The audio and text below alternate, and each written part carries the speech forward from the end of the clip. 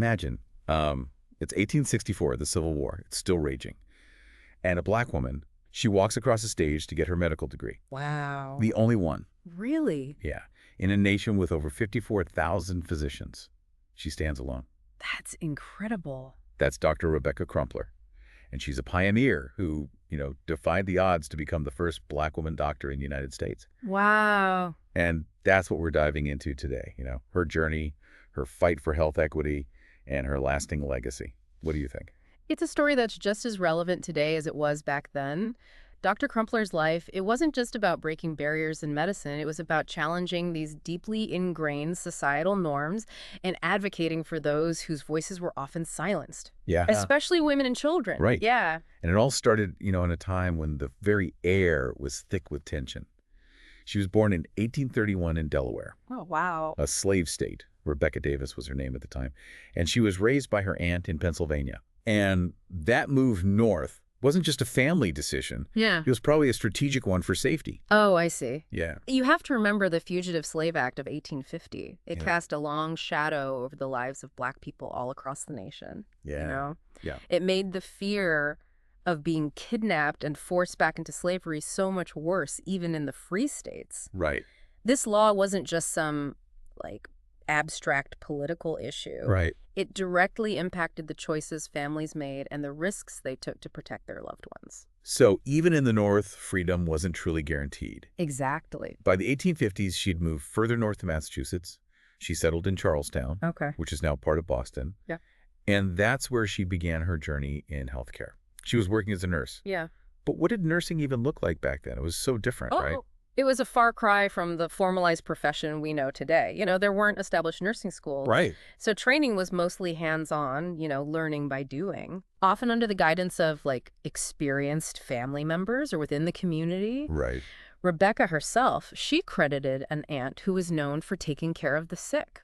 Yeah. That was a source of inspiration and early training for her. That's remarkable. Imagine gaining your medical knowledge through observation and experience. Yeah. And the wisdom passed down through generations. Yeah. It speaks volumes about her dedication and the resourcefulness required at a time when formal education was often out of reach for women. Absolutely. Especially black women. Yeah. Yeah.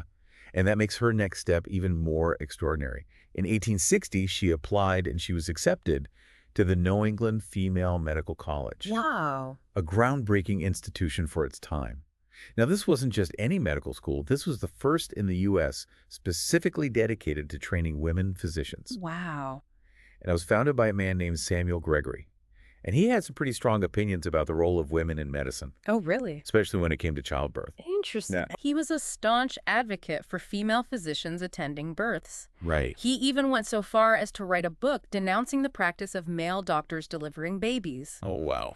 He believed that women were uniquely suited for this role and vehemently championed their right to medical education. So it's no small feat that just a few years later, this very institution graduated the first black woman doctor in the country. Yeah. But it wasn't a straight path to that historic moment, was it? No, life rarely is, Right. especially during such turbulent times. Yeah. Rebecca faced some personal tragedies along the way. Her first husband, Wyatt Lee, sadly passed away from tuberculosis, Oh, no. forcing her to pause her studies to care for him. It's hard to imagine the emotional toll that must have taken to lose your partner while pursuing such a demanding and groundbreaking path. But she persevered, Yeah. returning to her studies and ultimately graduating in 1864. Think about this. She graduated right in the midst of the Civil War, Oh, wow. a time of just immense social upheaval and change. It says a lot about her resilience and her commitment to her goals. Absolutely. But even graduation came with its own set of challenges and debates. Oh, how so? There's this whole debate about the title doctress being used for women physicians. Right. Some saw it as empowering, others as diminishing. Where did Dr. Crumpler stand on this? She embraced the term, seeing it as a reflection of her distinct purpose and role in a male-dominated field. Right. It wasn't about claiming superiority or anything like that. It was about acknowledging the unique perspective and contributions women brought to the medical profession. It really shows her strong sense of self and her understanding that her journey wasn't just about personal achievement. Yeah. It was about paving the way for others. Absolutely. And that sense of purpose would lead her to some remarkable places.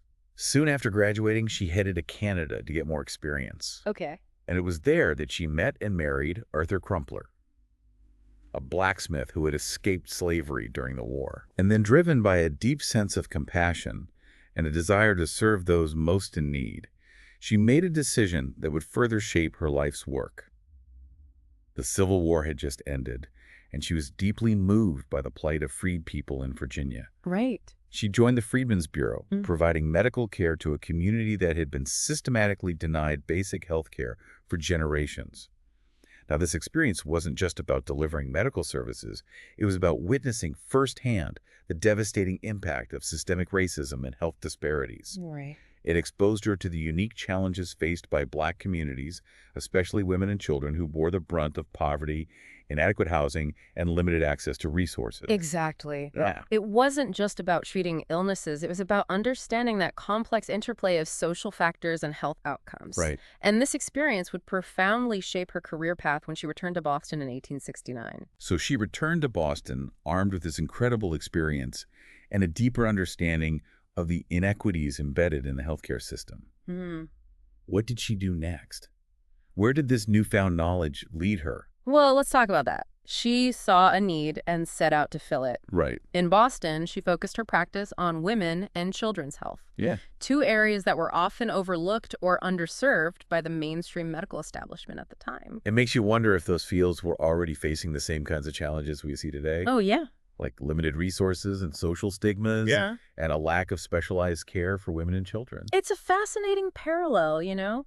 Think about it. Even today, women's health issues are often dismissed or downplayed, Right. and children's health care can be fragmented and difficult to navigate. Yeah. Dr. Crumpler was a pioneer in recognizing the unique needs of these groups and advocating for their right to quality care. And she didn't just stop at providing medical care. Huh. She wanted to empower her patients and the wider community with knowledge. That's where her book, A Book of Medical Discourses, comes in. Yeah, published in 1883. Right. This book wasn't just a dry medical text. Yeah. It was a collection of practical advice, insights, and observations aimed at women, mothers, Right. and anyone seeking to better understand their health and well-being. What I find so fascinating is that her writing wasn't just informed by her medical training, but also by her lived experiences. Absolutely. She had witnessed firsthand the struggles of working-class families, the impact of poverty on health, Yeah. and the limited access to quality care for many communities. Exactly, and that perspective shines through in her writing. Yeah? She wasn't afraid to tackle sensitive topics or challenge conventional wisdom. Right. For example, she had some strong opinions about marriage age, Yeah. believing that girls shouldn't marry before 19 or 20. I remember reading that. Ah. She argued that early pregnancy could lead to weaker children, and she also had concerns about women giving birth much later in life. But was that purely a medical concern, or were there societal factors at play? It's likely a combination of both. Right. Remember, this was a time when women's roles were largely defined by marriage and motherhood. Right. But Crumpler was also a pragmatist. Yeah. She understood the physical toll that early childbirth could take on young women. Right. And she also stressed that men should wait until they were mature enough, between 22 and 25, to handle the responsibilities of family life. It's interesting how she linked those ideas to the overall well-being of the family and community. Yeah. It wasn't just about individual health, but about creating a stronger, more resilient society. Exactly. Right. Her views on childbirth practices were equally insightful. Yeah. She was critical of male doctors who rushed out after delivery, Oh, wow. advocating instead for ongoing care and guidance for new mothers. That makes sense. Yeah. We often forget that postpartum care was often neglected in those days, leaving women vulnerable to complications and relying on potentially harmful traditional practices. And Crumpler wasn't afraid to debunk some of those practices. No. She strongly opposed the use of cold water baths for newborns, Really? a common practice at the time, arguing that it could make them sick or even lead to death. Wow. Instead, she recommended gentle cleaning with sweet oil or lard. It shows a remarkable willingness to challenge the status quo, Yeah, even when it came to deeply ingrained traditions. absolutely. It really highlights how much our understanding of medicine has evolved. Yeah. But what strikes me is Crumpler's emphasis on observation, common sense, and trusting her own experiences. Right. She wasn't afraid to question practices that seemed harmful, even if they were widely accepted. That's a powerful lesson for any era. Right. She also challenged the over-reliance on baby medicines, many of which were nothing more than patent cough syrups Right. or even diluted alcohol Oh. given to infants to make them sleep. It's shocking to think about those practices now. Yeah. But it speaks to her foresight and her commitment to promoting natural remedies and overall well-being. Yeah. She was a true advocate for preventative care long before it became a buzzword. Right. And her insights weren't limited to individual health. Right. She also made astute observations about public health, even linking early school attendance to the spread of childhood illnesses. Oh, interesting. Yeah, she believed young children, especially those recovering from illness, needed more time at home to build up their strength. That's an interesting perspective, especially considering the modern-day push for early childhood education. Yeah. And the pressure on families to enroll their kids in preschool at younger and younger ages. It makes you wonder what Dr. Crumpler would have to say about our current obsession with early academic achievement Right. and the potential impact on children's overall well-being. Right. But one thing is clear, her legacy extends far beyond her medical practice. Yeah. She was a pioneer in advocating for women and children's health, a champion for underserved communities, and a voice of reason in a time of rapid social change. And yet for years, her story was largely forgotten. She rested in an unmarked grave in Hyde Park, Yeah. her contributions overshadowed by history. It's sad, but it's true. It wasn't until 2020 that she finally received the recognition she deserved. It's a testament to the power of community activism and historical rediscovery. Yeah. Her headstone now proudly proclaims her as the first Black woman to earn a medical degree in the U.S., a fitting tribute to her enduring legacy. And her Beacon Hill home is now a stop on the Boston Women's Heritage Trail, That's great. ensuring that her story continues to inspire generations to come. It's really wonderful. It's a powerful reminder that even in the face of adversity and societal barriers, one person can make a profound difference. Absolutely. But it also makes you wonder, how many other stories like Dr. Crumpler's have been lost or overlooked? How many other unsung heroes are waiting to be rediscovered? That's a question worth pondering. Right. History is full of untold stories, especially those of marginalized communities whose contributions have often been erased or minimized. Dr. Crumpler's journey reminds us to keep searching, to dig deeper, and to challenge the narratives that often leave out the voices of those who dared to defy expectations. It's a call to action for all of us to be more curious, to seek out diverse perspectives, Right. and to ensure that the stories of those who came before us, those who paved the way for progress, are heard and honored. Yeah, absolutely. And that brings us to a crucial question. Yeah. How do we ensure that Dr. Crumpler's legacy isn't just about remembering the past, but about shaping a better future? That's the core question, right? Yeah. How do we, take Dr. Crumpler's incredible story and turn it into action, into real change, Yeah, it's one thing to be inspired, Right. but what are those concrete steps we can take to make a difference? Exactly, yeah. Well, first, I think it's about recognizing that the fight for health equity, it isn't a relic of the past. Right. It's an ongoing struggle. Many of the issues Dr. Crumpler faced, like racial disparities in healthcare, Yep. limited access to quality care for underserved communities, Yeah. the dismissal of women's health concerns. These are all still very much present today. It is a sobering thought. Yeah. We've come a long way since the 1860s, Mhm. but in many ways, those core inequities persist. Yeah. So where do we even begin to address these systemic issues? It feels so overwhelming, I think Dr. Crumpler's own life, it offers a blueprint. Go. She didn't just practice medicine, she advocated for her patients. Right. She educated her community. Right. And she challenged the status quo. We Yeah. can all do our part. Right. Whether it's supporting organizations that address health disparities, volunteering time at local clinics, Yeah. or even just having open and honest conversations about these issues with our friends and family. It's interesting. Her book, A Book of Medical Discourses, wasn't just a collection of medical advice. Right. It was a tool for empowerment. She was giving people, especially women, the knowledge they needed to take control of their own health.